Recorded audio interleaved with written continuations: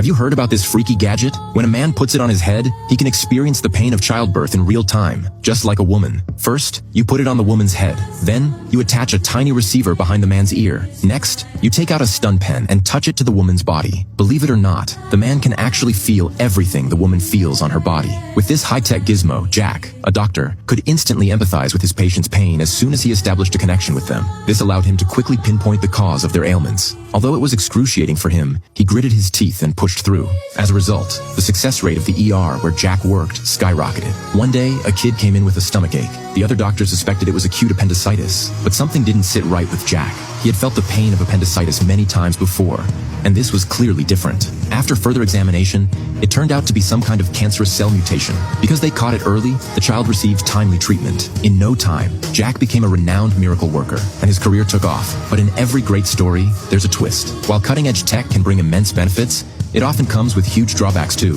One day, a patient came in and changed everything. The patient had collapsed during a meeting, and no one could figure out why. Jack established a connection with the patient as usual, but this time, he experienced an unprecedented level of agony. He couldn't determine the cause at all. In the end, the patient died, and Jack passed out for 5 minutes. Those 5 minutes gave him a taste of what true death felt like. The next day, as Jack was treating patients, something strange happened.